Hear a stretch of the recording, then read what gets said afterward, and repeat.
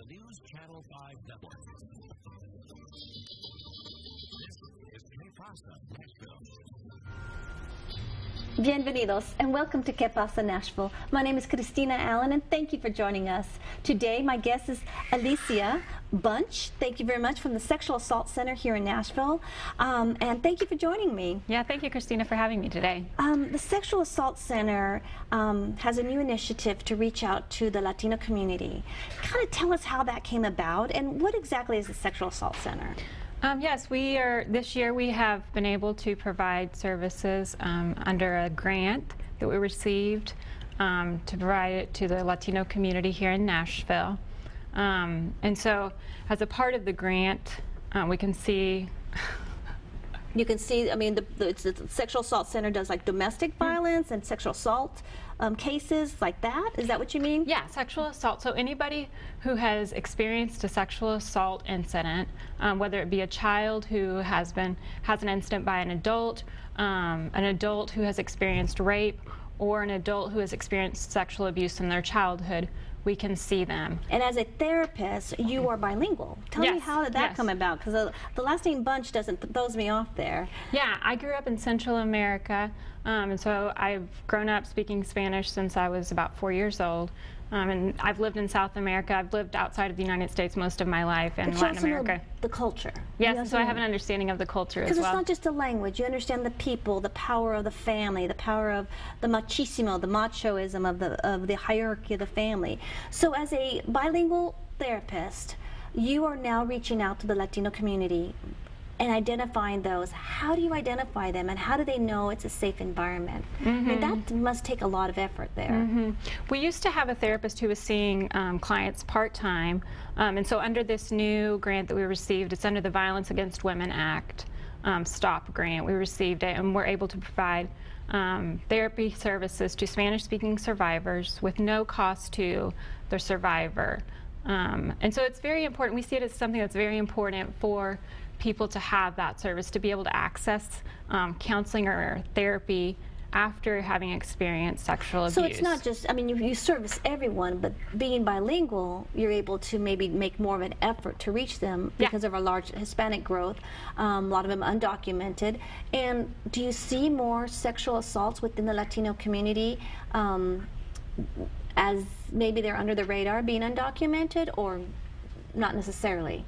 You know, the thing about sexual assault is it does cover every socioeconomic status, every race, every gender, and a lot of the statistics in terms of the Latino community compared to the community here in the United States are very similar.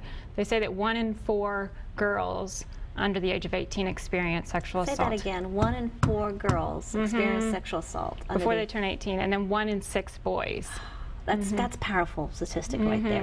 So we have to know that it transcends into all communities. Yes, yes, it does. So, but to know to get help, why is it important to speak in their language?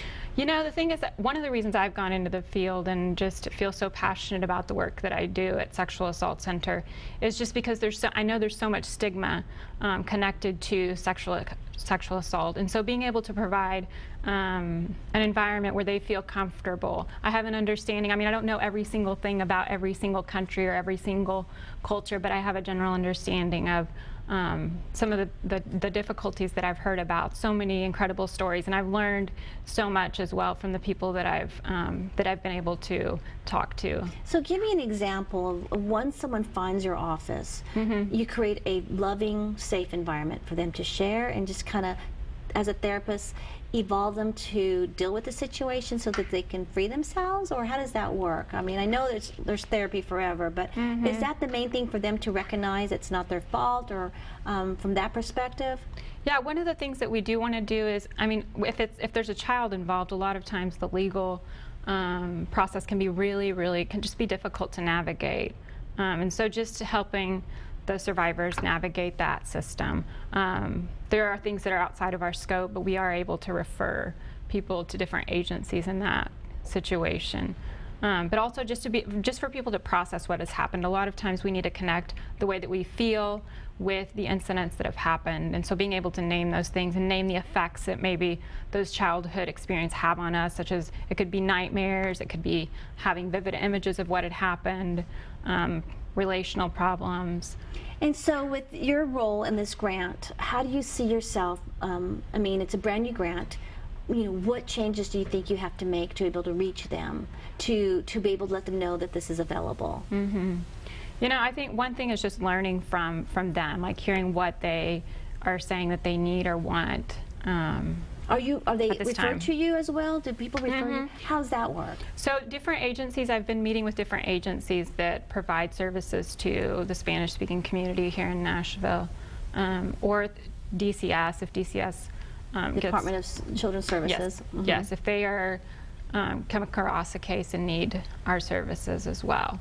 Also just, I mean, I've been at different fairs that have been happening here in Nashville, and so getting the word out about the services that we offer and starting to open up the conversation, because it's a difficult conversation to have in any language, and so starting to open up that conversation, that it's something that's okay to talk about, and we need to talk about it with girls, with boys, even as adults we need to talk about sexual assault. And so with the, and I'm going to bring up the Latino community, since it's a new community, and at one time we had a lot more men, very young community, very vibrant, than women, but I mean, like I said, it transcends to everybody, not just the youth or the young. It could be an uncle, it could be a grandfather, it could be anybody within the realm of a family as well as a community. Because is there a statistic that states that most people know their abuser? Is there a high statistic on that? Yeah, 75% of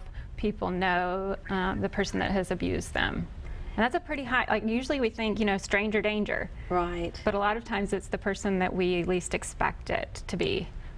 So I think that statistic is so alarming, but the 1 in 4 in girls and the 1 in 6 in boys, obviously it's an epidemic, I mean, for that purpose and how much is out there. So so I think it's very exciting that you got this grant. Was some of the grant allocation because of our vast growth of the Latino community here? Yeah, I think that it was something that we always wanted to tap into at the Sexual Assault Center.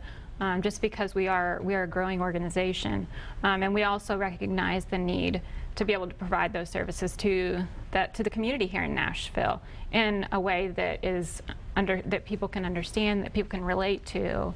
And so you see in a variety of clients. Obviously, with your Spanish speaking, you have the ability to see your Hispanic clients as well. So I'm very excited for you to be in the community, because I think it's difficult to find professional therapists or social workers or whatever here in the South. I mean, we have to go out and really go to Texas, New Mexico, you know, bring them here, because it is a growing community, but the professional services are limited based on professional, I guess, bilingual status. So thank you very much for doing what you're doing, because I think you're going to be a huge impact in our community. So I appreciate you coming on the show.